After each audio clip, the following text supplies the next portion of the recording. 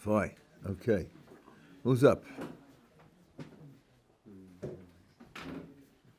No.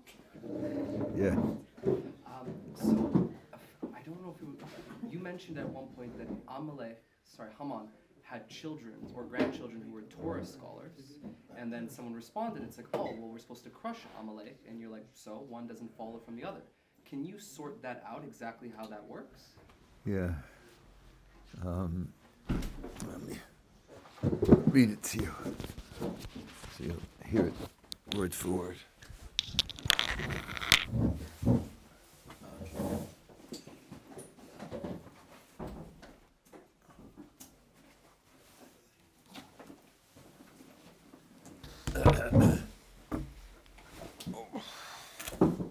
This is an important thing to know.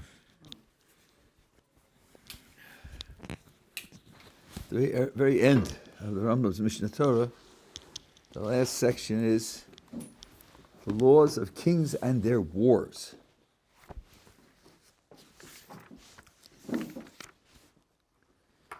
And chapter 6 starts as follows.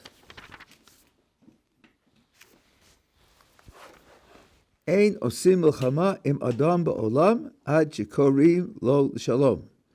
We don't make war with any person in the world, not plural, not nation, person, any person in the world, until we first call to him for peace. I don't care whether it's a war that's a permissible, voluntary war, initiated on our part, or whether it's a war that the Kodesh Baruch Hu commanded us to do. And he quotes an explicit verse, when you come close to a city to do war against it, call it to peace. If they agree for peace and they will accept the 7 mitzvos that the Torah requires non-Jews to follow, Ein Horgin Mehen Neshama, not a single person is killed. Hein Lamas, they will then have a second-class citizen status. They have to perform service for the Jewish people.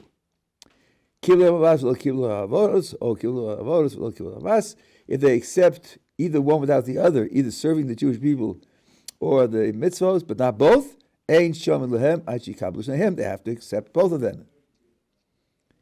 And then he has a list of the things that they're supposed to do: chop wood and draw water, and there's a certain amount of money that they have to pay for various purposes. And brings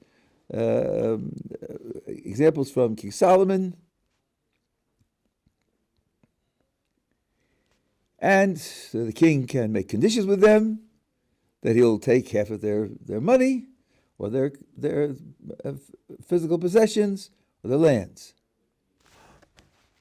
Now, of course, I hear the uneducated skeptic saying, but it doesn't say Amalek, does it? And it doesn't say the 7 nations who own the land of Israel were coming to conquer them. It will. Be patient. You're not allowed to make a covenant with them and break it, to lie to them, after they've decided to make peace and they have accepted the mitzvos. If they refuse, either they didn't refuse to accept peace, or they decided not to fight, but they're not going to live up to the 7 mitzvahs.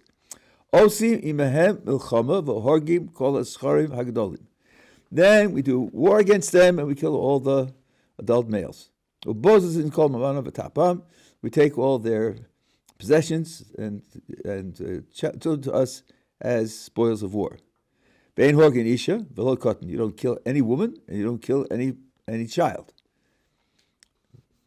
He quotes a verse. Now, these rules that if they don't accept and you go to war with them, that you kill only the adult males and the rest you take as possessions. Under what conditions do those apply?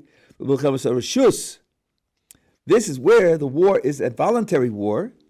She'im shara umos. This is where other nations of the world. Aval shiva amamin.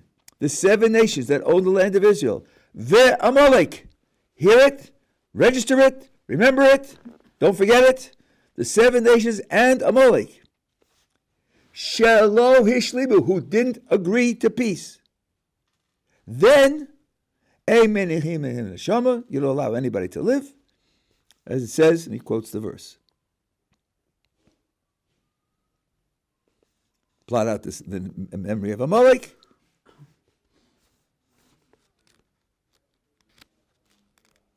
But it's specifically those who didn't agree to peace.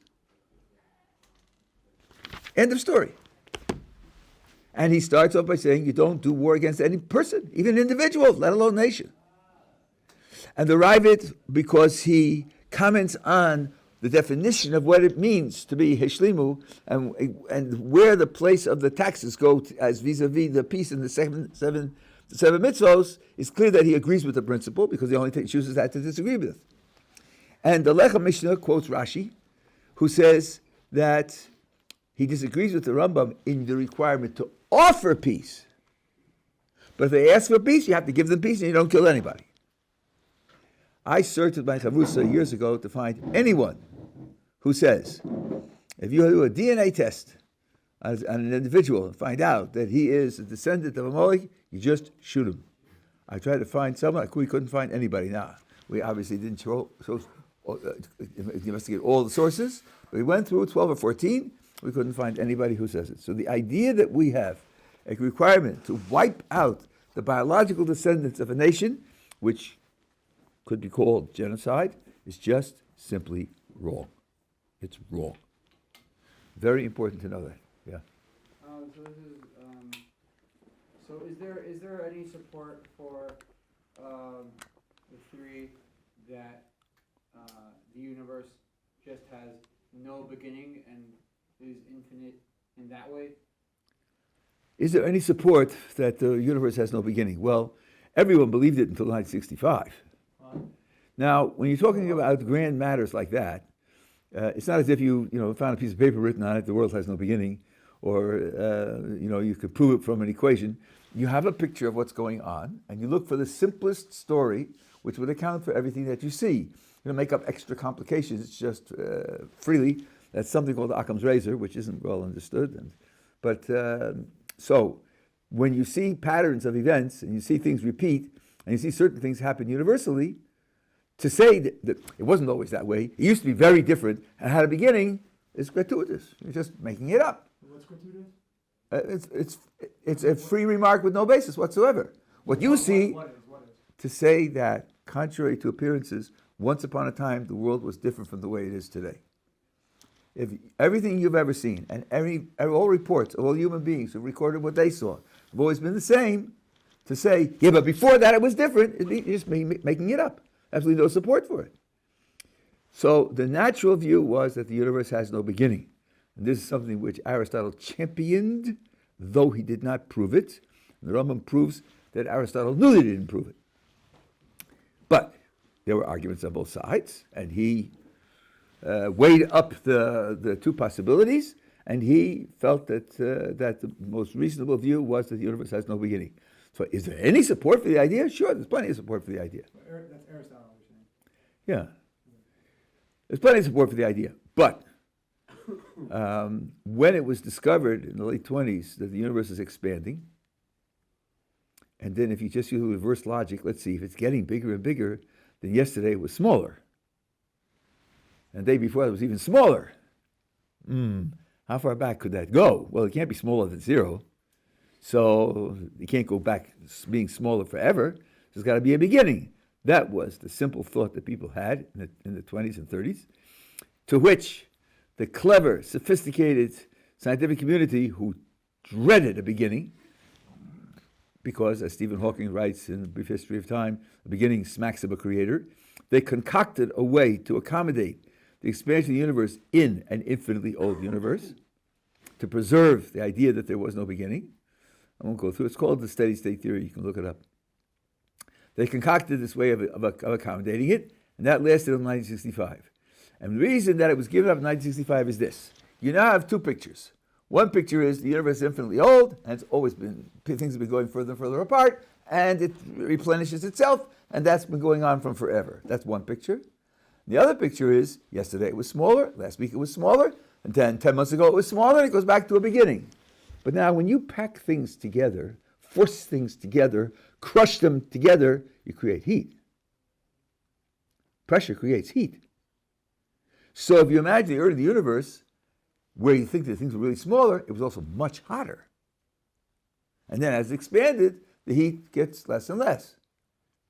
But when you do the calculation, you find that the age of the universe, given the estimate of how long it could be going back and getting smaller and smaller, there should be some heat left over.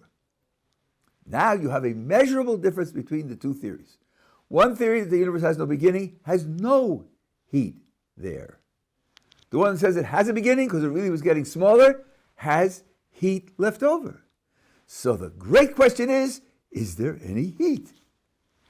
And two scientists of Bell Laboratories who were building a radio receiver of all things, 10 feet tall and 20 feet deep and different materials and weirdly shaped and so forth and so on, a radio receiver with no static. And they found that they couldn't do it.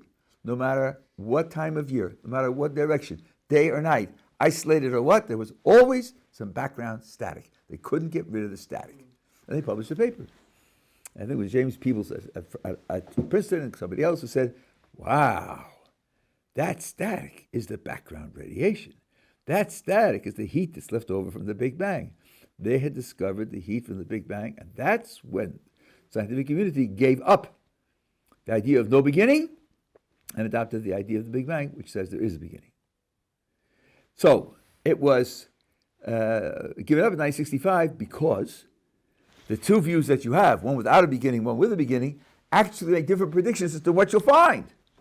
That's gold in science. When they make concrete predictions like that, and then you find the leftovers of the Big Bang, to their credit, the scientific world gave up their prejudices and said, okay, we have to accept the beginning. Now, some have tried to play with it and say before the Big Bang, maybe there's something else. That's a whole long story, the multiverse. Okay, we can go on that some other time. But the natural view, if you're following your observations directly, is to say there's no beginning, and it just lost out in the competition because of the discovery of the background radiation. That's the short story. So that would say that it's more accurate to say that there is a beginning. That's right. That's right. That's, I would say, the consensus view. There are some people who want to say there are things before, there could be things before, but the consensus view is that there is a beginning. Yeah. What does it actually mean? I hear a lot of rabbis say that we seem to be getting lesser and lesser when we're, let's say, Torah knowledge each generation, just on a lower level each generation. Because I would think, at least intuitively, that I feel like wouldn't it be the opposite if we're dealing with different problems and advancements in technology, and the way that we're applying the halacha seems to be we're better understanding the application of halacha, if anything. So why is it that there seems to be the view that we're getting almost lesser in our knowledge throughout the generation? Okay, it's an interesting thought. It's called Yeridas Hadoros in Hebrew, and there are some essays on what it's supposed to mean. Your observation, I think, is an interesting observation. The more you apply a law, you discuss it, analyze it, define it, in order to apply it to a new reality, in a certain sense, you come to understand it better. So you say, as time goes on, and there are new realities to which is applied, in a certain sense, we should be improving our Torah knowledge. The understanding of the deterioration over time, the one that I understand is that the very best Torah scholars are deteriorating. Not that the generation as a whole is deteriorating. Indeed, Chazal tell us that the generation of Chizkiyahu, Amalek, King Chizkiyahu, was tremendously superior to previous generations, not all previous generations, but to many. He instituted compulsory Torah learning, and they said they did exams of men, women, and children, and they were all fluent in the most complicated Jewish laws, Tumah Tara. So I think in terms of the population as a whole, we have ebbs and flows, we have ups and downs. It's certainly not true that there's continuous deterioration. Now, when you say that a new reality will create better understanding of the laws that are applied, that's only true if you need to modify your understanding in order to make the application. But if the scholars are clear that what the law means, and they see the application immediately, then there won't be any improvement.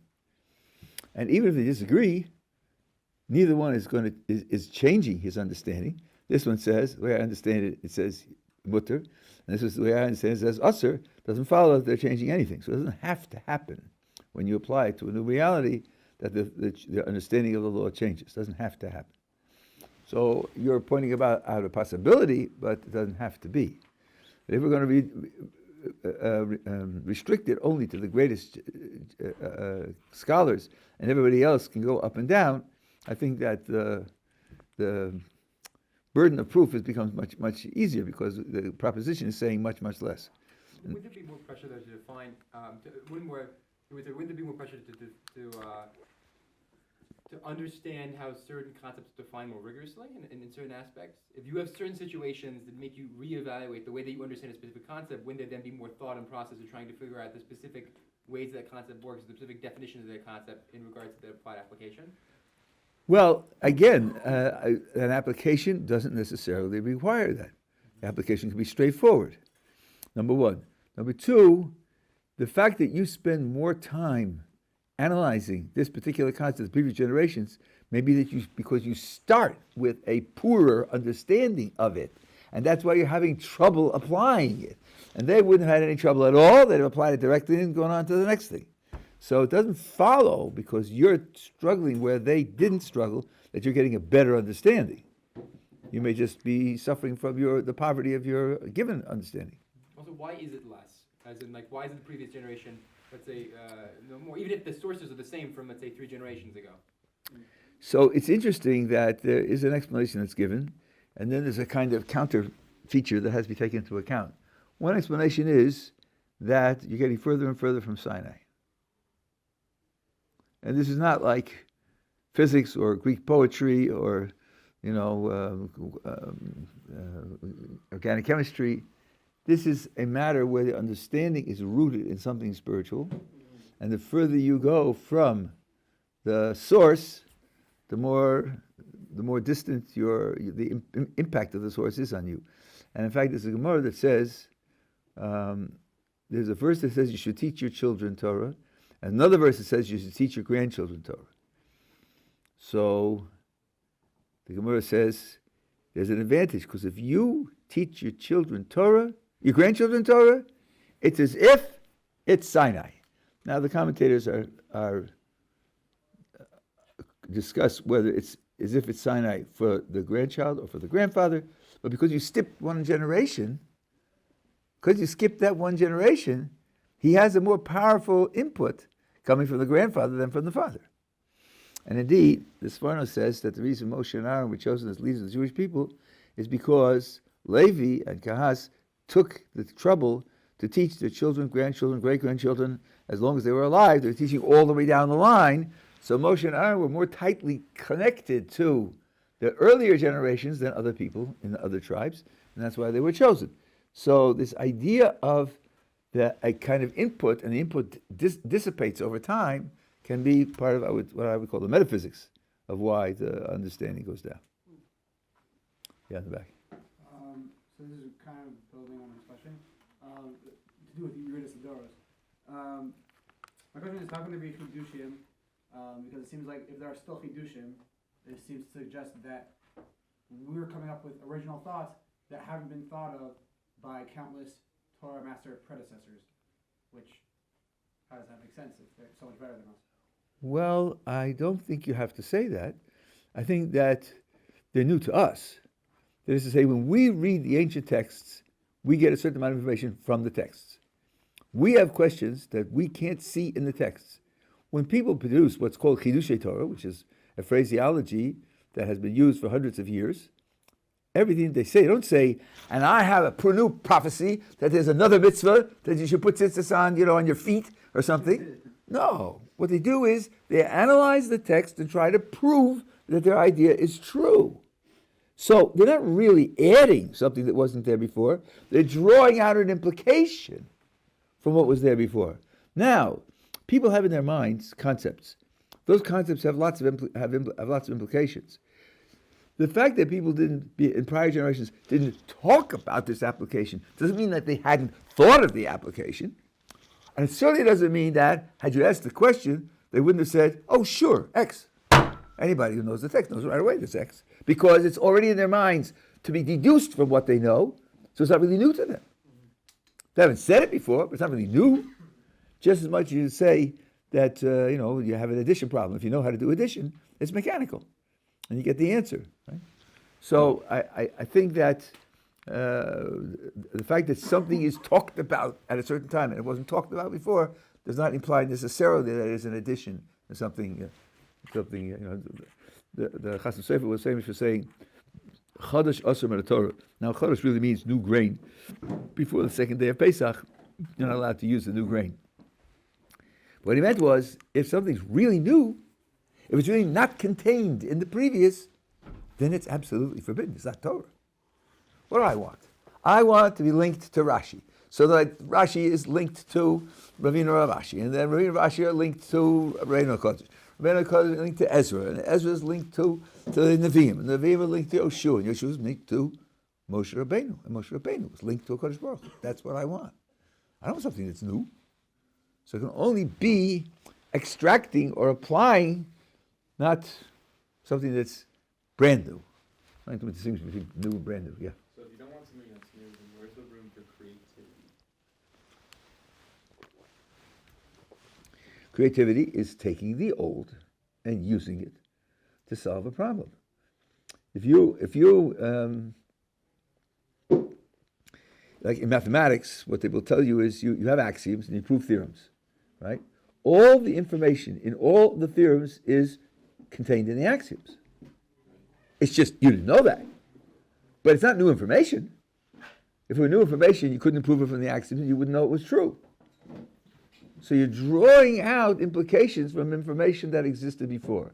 And I'll say again, people who knew the old information, had you asked them the question you're dealing with, might very well have said, well, of course, since we have ABC, then the answer to your question is Q.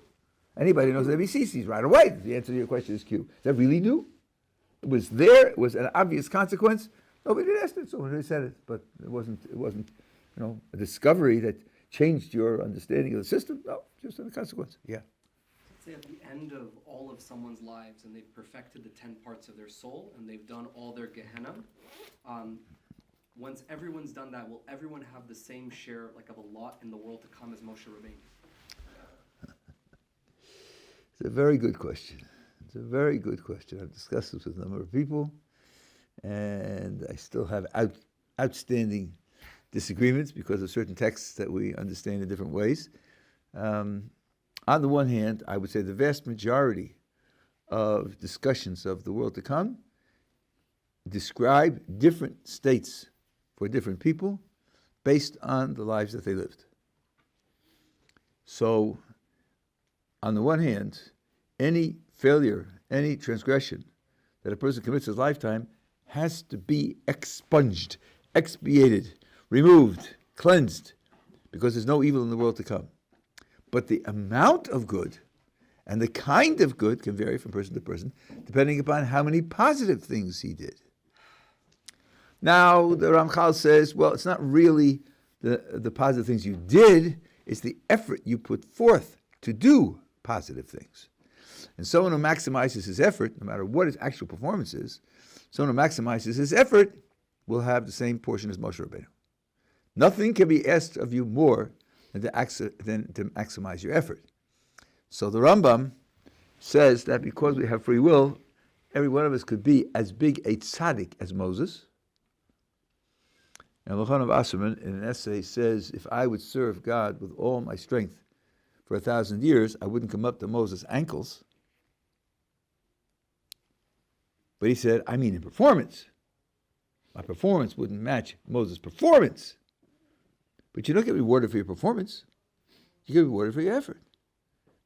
And if I would serve God with all my effort, with my meager capabilities, what did Moses do?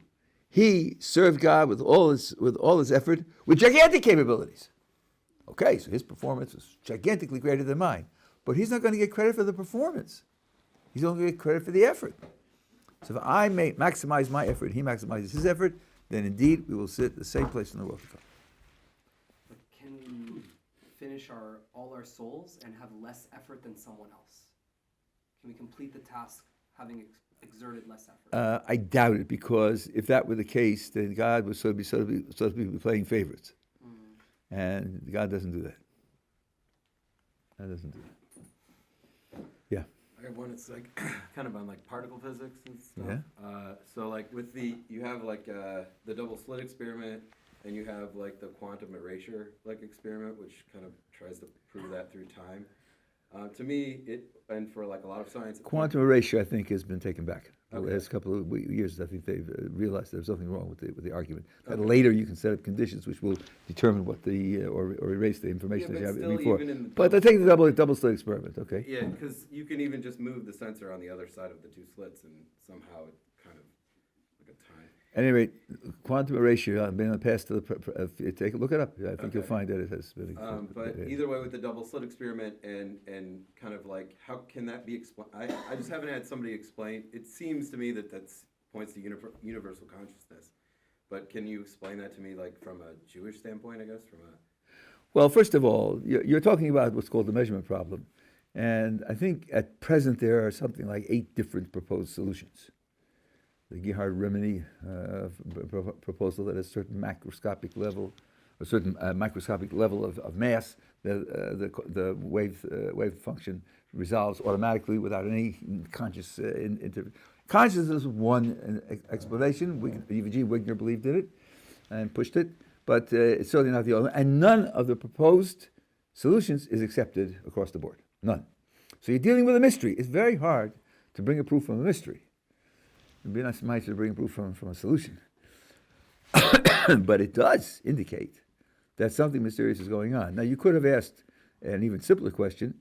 According to strict quantum mechanics, the basic qualities of particles don't exist until they're measured.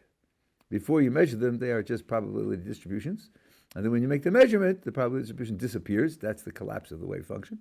And you get a reading for that, and that could be position, or it could be momentum, or it could be spin, so now somehow my measuring it determines that it has the property rather than the probability distribution.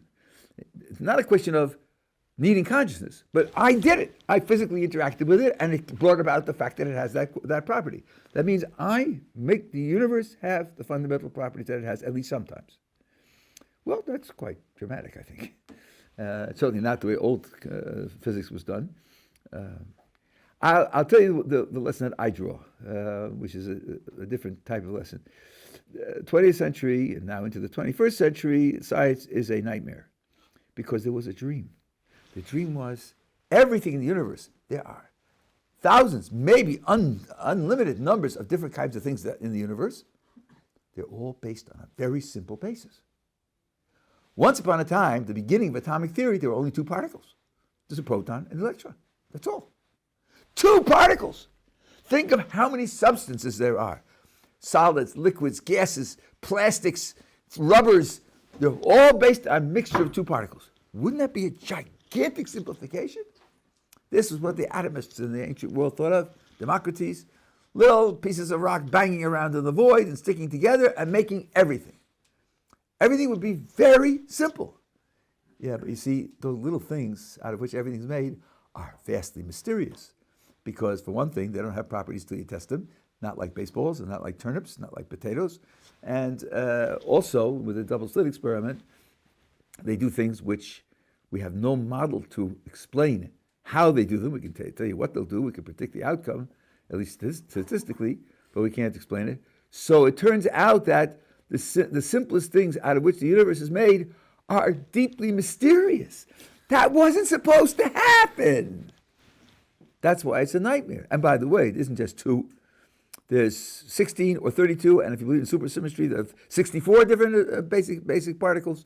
So that became very complicated instead of being simple, and something that at higher energies will get more particles, so there'll be an infinity of particles. I mean, it's a mess. It's really a mess. So I think, if you study Kabbalah, qualitatively, Not doing this stuff like the Zen Buddhist science of the 60s. I lived through that. It was great Siyata Shema that lived through it. It was so colossally stupid. But when you study Kabbalah and you realize that the things that we look at, let's say in Halakha, or in the verses that we read, seem simple. And the basis for them is very complex and, to a certain extent, hard to grasp and conceptually challenging, and to a certain extent, perhaps conceptually mysterious. And then you find the same thing happening in the physical world. That's a bit shocking. That's a bit shocking. To see those two things dovetail, I find it unexpected and a bit shocking. We're getting down to the basis of things, and in both cases, the basis is really mysterious. That's a bit shocking. That's as far as I would go. Yeah. So, I'm curious how we would like view this particular position. I think it was also brought up in an essay by I think he's a rabbi as well, Professor Shlomo Sternberg. He talked about the specific case is this. I think it had to do with trephis and animals, and it was mentioning how Chazal could seem to be wrong on certain medical facts. I'm just curious in general if we ever say that Chazal is giving out information that would be ever, let's say, that would just be incorrect information that we could view as incorrect. Or Okay. if it seems to be incorrect, we would assume to be incorrect. Okay, first of all, the authoritative text on the subject, written by one of my teachers, Rabbi Moshe Rabbeinu, called Torah, Chazal, and Science, but it's 900 pages long. But they're divided up into 72 chapters and topics and sections and so forth and so on. And he has explicit discussion of Professor Sternberg's views there, which I would recommend to you. But Rabbi Meiselman, on the basis of many sources, makes the following distinction. Some of the scientific material in the Talmudic sources is traced back to prophecy, and some of it is not. The scientific statements that are traced back to prophecy are true, period. Non-negotiable. What you observe, you don't observe, non-negotiable. In fact, he quotes a long tshuva of the Rashba, where he says, suppose the Talmud says something about a physical matter, and in Shreifus actually, and you have claimed testimony of observation that it's not true. So he starts off by saying, if the person doesn't have, how should I put it, proven credibility, and in his time, 800 years ago, he put the whole of the non-Jewish world in that category, don't pay any attention to it. Just don't pay any attention to it. They said they saw it. Okay, not interested. Now suppose the person is not only Jewish, but he has proven credibility, like one of the other Rishonim actually did, Rabbi Natan. He says he saw it. Then you go back to the Talmud and think and try to find a way to reinterpret the Talmud. Now, this has to be put in bold letters, Gothic font, purple colored, right? You don't reinterpret the Talmud to fit what you observed. No, you don't do that. But you ask yourself, if I have a contradiction, can I, using classical, original Talmudic methodology, find another interpretation? There's no guarantee that this will work. You're not reinterpreting it to make it fit. There are people who have made very widespread false reputations on the basis of the idea that you just reinterpret to make it fit because what you see is superior to everything. No. So the Rashba says, number one, if the testimony is not reliable, discard the testimony. If the testimony is reliable, then try to reinterpret the Talmud. If you can't reinterpret the Talmud, then this is what you say. If the item in the Gemara is traced back to prophecy, then you say, it's a contradiction. Recognize and declare that it's a contradiction, and the Talmud is right, and I don't know why. But a sizable number of the physical statements in the Talmud aren't traced back to prophecy. And some of them were taken from non-Jews. Those don't have to be true. I don't know how people missed it. Rabbi Meisman says it at least 5 times in the book. So the idea that everything that the Talmudic sages said about the physical world has to be true, certainly not. Ask yourself this. Does everything they said about halakha have to be true? How come they changed their minds? They took a position, other people brought up various things, and, I made a mistake. So if you could make a mistake in analyzing Torah, why couldn't you make a mistake in analyzing the world? Where would it come from that there could be no mistake? Horius talks about when the Sanhedrin makes a mistake. Idea that they can't make mistakes? It's ridiculous. But if it's traced back to prophecy, there are cases in the Gemara where non-Jews challenged our belief, and they challenged it with observations, and the Talmud does not back down. Does not back down. So it depends upon which kind of piece of... And one particular illustration of this is very interesting. What is a treifa? So a treifa, there are 18 conditions which are called treifa, and our position is that an animal with such a position can't live for a year. So the claim is they saw the animal live for more than a year with that condition. That's where the contradiction comes from. Okay, that's 18 that go back to Moses. There's such a thing as a treifa of an adam also, a person who's a treifa. Can you prosecute him for murder? Can you not prosecute him for murder? Various laws that depend upon that condition. What is the definition of a person being a treifa? Says the Rambam, the medical science of your times. That's how you decide whether the person's a treifa or not. The medical science of your times.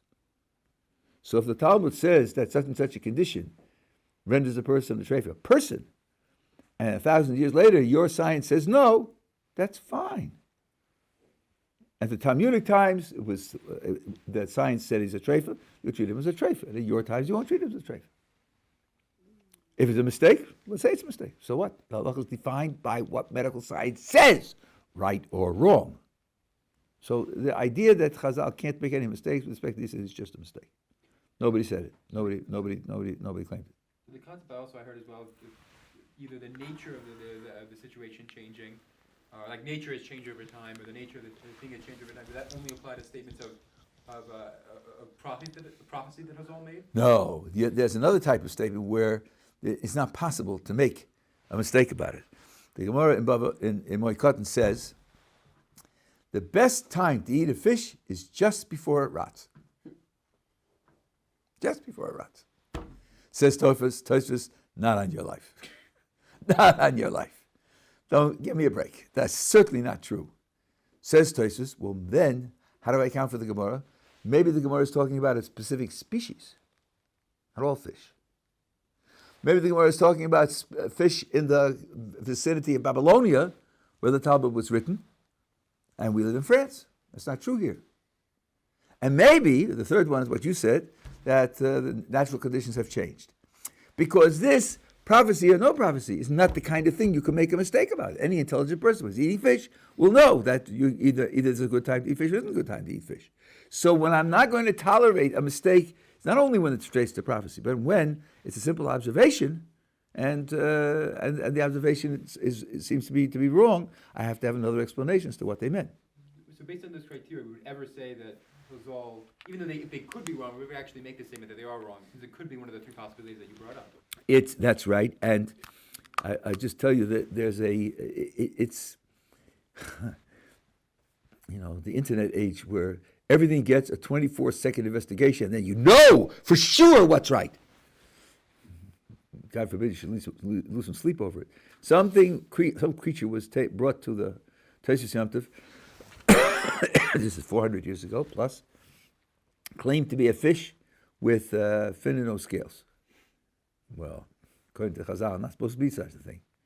And he examined it, and he undertook to investigate it. 200 years of halakhic investigation. What is a fin? Is the thing? Must it be used for swimming or not used for swimming? Must it last the whole life of the fish, or could it fall off? And the same with the scales. The whole halakhic analyses, all of which were right. They were genuine. They were valid. Chasam Sofer decided to investigate the creature in its habitat. It's a lizard. It's not a fish. No gills. Not a fish. So it's just a mistake. It took 200 years to discover that it was a mistake. Now, our people, our clever critics, who've been there at year 150 would say, so the Talmud's wrong, don't get off your fanaticism, just admit your mistake. That's what he would say, but in fact, he'd be wrong. So it's not so pushy. Yeah. So, what's the role that a Jew should ascribe to signs in their life? To who? What? To signs. So let's say this. Oh, signs. Yeah. So let's say this. So they have they witness something and they interpret it as God speaking to them, and then they make a decision off the basis of it. To what extent should a Jew encourage such behavior in themselves, or? It's a very important question. And the reason it's important is because there's a premise which is true, which seems to imply that you ought to do that. And what's very important to realize is that the premise is true, but the conclusion doesn't follow. And the premise is nothing happens by accident, nothing happens randomly, nothing outside of God's knowledge and control. So everything happens to you with a calculation.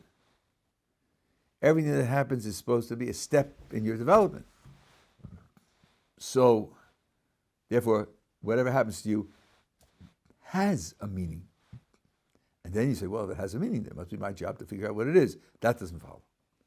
First of all, the fact that it has a meaning doesn't necessarily mean you're able to figure out what it means. Go down to the foreign newspaper outlet and take a look at the Beijing Times. Well, all those chicken tracks on the front page definitely mean something, but you don't know what it means. You don't even know how to look up what it means. So there being a meaning is one thing, and you're being able to discern the meaning is something else. Now the question will be, what do the sources say about our understanding of the events that happen to us? And there are many sources that indicate that at least sometimes things happen and we don't understand. The verses in Yirmiyahu say, God says Yirmiyahu says, ask the prophets, why was the temple destroyed? Ask the sages, why was the temple destroyed? They don't know. They don't know. Then God tells Yirmiyahu, he writes it, and then we have to analyze what it means. But without that special intervention, no one would have known. No guarantee that God will intervene every time. Rabbi Yehuda Nasi had an illness towards the end of his life, an intestinal ailment which disturbed him greatly. And the Talmud says when he contracted it and when he was relieved of it. He contracted it when he was on the way to the marketplace and someone was taking a calf to be slaughtered, and the calf was protesting and resisting, and Rabbi Yehuda Nasi said, you shouldn't protest, you were created for that. Shortly thereafter, his intestinal ailment started. Sometime later, months or years later, his daughter was sweeping out the house. In those days, they had wood. They had one of those Rabbi Yehuda Nasi. He was sweeping out the house, and in the refuse there were baby mice, and they were squealing. And Rabbi Yehuda Nasi said, "Don't disturb them, don't injure them, don't hurt them. God's mercies apply to all of his creatures." That's what's written. That's when the ailment stopped. Now, I hope I'm not just going out on a branch here. I think it's obvious that he didn't know why he was suffering. Because if he had known why he was suffering, he could have gone to the zoo and fed an elephant. He could have shown mercy to an animal right away and relieved himself of the problem. No, Rabbi Yehuda Nasi, Rabbeinu HaKadosh, our holy teacher, didn't know why he was suffering. So it seems obvious that things can happen without our ability to know what they are. I'll give you another example. Ramban says that during the period of prophecy, which was 1,000 years, from the exodus from Egypt until the beginning of the Second Temple, and Chazal tell us that there were 600,000 men and 600,000 women. That's in Shir Shirim Rabbah. When a Jew had a physical problem, he went to a prophet and he said, "What spiritual failure must I correct in order to avoid this physical problem?" Because physical problems are all symptoms, and doctors will tell you, don't treat symptoms, treat the disease. The disease is always spiritual. So the first 1,000 years, says the Ramban, no one went to doctors. Ma'ala Rofe, the base Ovid Elokim. What is a doctor doing in the house of someone who serves God? Okay, but now there's no prophecy. So what do? Figure out what the spiritual thing is? What's the message in this physical symptom of the spiritual thing that I'm supposed to fix? No, we go to doctors. And Ramban talks about permission. The Kitzur Shulchan Aruch says you're chayiv to go to doctors. You're criminal if you don't go to doctors. So we're not crediting ourselves with the ability to figure out what the sources are of the things that happen to us. That may happen on rare occasion. It may happen on occasion, but typically we are not. So I would definitely not encourage. I'll tell you two very bitter stories that happened to me when I first came to this holy yeshiva, 1981. One boy came to me and said, "You know, Rabbi, what happened to me today? I went to the bus stop to take the bus to go to town, and just as I got there, the bus door slammed and he pulled away. A clear sign from God that I'm not supposed to go to town." Oh, really? So I said to him, maybe there was somebody on the next bus you had to meet. You know, who says you're not supposed to go to town? How did you get that? Right? When you use your imagination, if you think of a meaning for the event, with a little imagination, you can think of a dozen alternatives, and there's no way to pick them. The other one was even worse. Somebody said to me, "Rabbi, give me Mazel Tov." I said, "Mazel Tov, what's it about?" "I get engaged." "Oh, wonderful, Mazel Tov. Who's the girl?" And he says to me, she and I, were in the same kindergarten class in Chicago 20 years ago, and I just met her at the bus station, and our last names both begin with L. Clearly, a match made in heaven. I withdrew my Mazel Tov, and 3 weeks later, when they broke up, then I gave him a Mazel Tov. This is reading the signs, and this is something which is totally irresponsible. There are certain signs which Chazal credit. They're very few, and they're very rare, and so forth and so on. But general, we would not credit reading the signs. No. What's an example of like a sign that? Well, what we eat on Leila, the night of Rosh Hashanah, the Gemara says Siman Milsa, doing it does have an effect on things that happen. And there's certainly when you're going out to do a business deal, there are certain things the Gemara talks about. But the part of the point is that you shouldn't think that it's absolute. Like Rabbi Heinemann in Baltimore, should be well, taught us, what is a skula? A skula is something that can help. Right, it can help. But it's not guaranteed to help. So it's worth doing because even surgery is not guaranteed. Right? But it can help, but you don't test it, you don't rely on it. Right? You take other measures as well. That's the basic answer. Yeah. This is probably a bit of a long, I'm imagining a long answer to this question, but can you explain a little bit about the issue of is foreknowledge and freewill and how that's typically resolved? Oh, we talked about that. We talked about that in a great... You did in one of your, with Hilchos Tshuva, but we said that we rejected it, and said that seems to be, rejected one of the options that God could have what we call as knowledge. Briefly, there are two ways to deal with that problem. I used to think there were four, and four is recorded on recordings, but it's wrong. A Tshuva, the Rivash, forced me to reorganize my thoughts, because, among other things, he's a much better philosopher than I am. And the way it works out like this, there are two approaches to the problem. One approach credits the problem as a problem and offers a solution. There is a solution to the problem of how God can know the future, and yet we have free will. And the other rejects it as a problem on the grounds that we don't credit any positive descriptions of God at all. And since this would be a contradiction between God's knowing the future, which is a description of God, versus our free will, the problem can't arise because we don't credit the idea of God's knowing the future. Of course, we don't credit God's being ignorant of the future either, because ignorance is another human description. It's just call a halt on all human descriptions, so the problem can't be raised. That's the Rambam's position. If somebody tells you differently, send them my email address. Okay, the solution works roughly like this. The problem is, as the Rambam writes explicitly in Hilchos Tshuva, and the others follow him, if God knows the future, when I make a decision, he knows yesterday what I do today. He knows perfectly everything that happens. The question is, could I really have done anything else? Meditate on that. The problem is, his knowledge yesterday cuts off any alternative. All the alternatives I didn't do. It makes them impossible. Think about that. It's not that God's knowledge yesterday forces me to do what I do. God's knowledge yesterday has nothing to do with what I do. It cuts off alternatives. That's one mistake that people make. That's the problem. And then I'm not making a choice between two alternatives. I'm doing the only thing that was possible for me to do.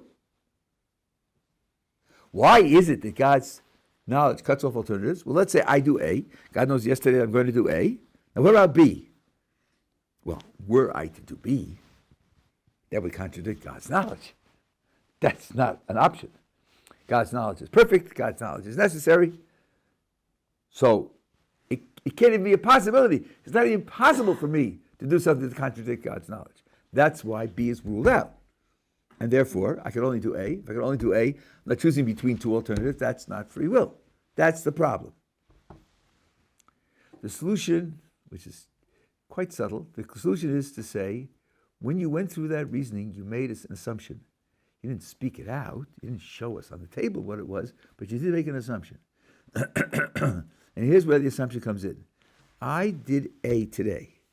Yesterday, God knew I was going to do A. So here's the real world. The real world has God's knowledge of A yesterday and my performance of A today. That's the timeline of the real world. Now you ask, could I have done B? What are you asking about? You're not asking about the real world. The real world, B didn't happen. What you're asking about is another scenario, another possible world, as we call it, a virtual world. What about a world in which I do B? Is that world possible? And then you say, well, look, in that world, you put my doing B there, but then what are you going to put into that world yesterday? Yesterday, you're going to put in God's knowledge of A, because that's already finished, that's already happened. So now you're going to have in that world God's knowledge of A, am I doing B? That's a contradiction. Well, maybe you shouldn't put God's knowledge of A in that world. Maybe you shouldn't transfer God's knowledge of A to that world. Not talking about the real world, talking about another possible world. A world in which I do B instead of A. Maybe when you think of this new world, this imaginary world, which I do B, then yesterday you should put God's knowledge of B, not A. And then everything will be consistent. Who told you to transfer God's knowledge of A? And the way you make it work is you say that God gets his knowledge of my actions from my actions. It's my actions that give God his knowledge about my actions. If you like, you can think of God as tracking me. Tracking me perfectly so that everything that happens, including everything that I decide, is registered. And then God, being outside of time, can project that knowledge backwards and forwards to all positions of time. But it's my action that gives rise to God's knowledge. So, in the real world, I do A, and God knew yesterday I'm going to do A. In this virtual world that I'm imagining, I do B. Well, in that virtual world also, God tracks perfectly, gets everything that happens perfectly. So then, in that world, yesterday God will know that I do B, and there'll be no contradiction at all. That is a tshuva of the Rasad Yagon and the Akeres Yitzchak and the Rivosh and the Birkas Shmuel, a bunch who use that as a solution. The Rambam rejects that. The Rambam writes in the Moreh Nevuchim, part 3, chapter 17, where he's discussing Arabic philosophers, and he says, here these Arabic philosophers, they believe in God's foreknowledge and they believe in free will, and a little thought will show you that it's a contradiction. You know, it doesn't take a lot of thought to figure it out. Definitely a contradiction. Because, and I'm speaking now, I believe because the Rambam won't tolerate that my knowledge should produce his knowledge, my action should produce his knowledge. The Rambam writes 5 times, at least in the Moreh Nevuchim, that God is not mispa'el. He's not affected by anything outside of him. Nothing outside of him causes anything about him. So that being the case, he's not going to accept that. If you don't accept that, then you do have a contradiction. And the Rambam solves the problem, or dissolves the problem, by saying we can't talk literally about God at all, and therefore you can't raise a contradiction between foreknowledge and free will, because foreknowledge will be a description about God, and we don't allow descriptions about God.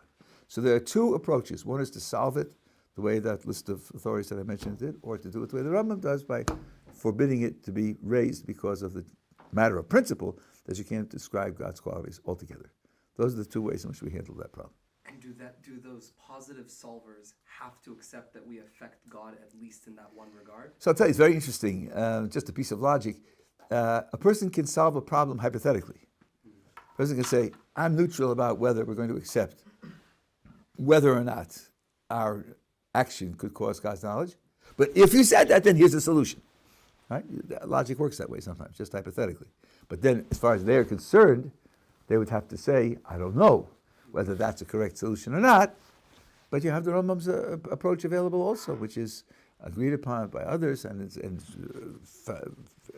fundamentally supported by basic Jewish reasoning. So, any problem for which we have two successful approaches is a problem over which we don't lose a lot of sleep.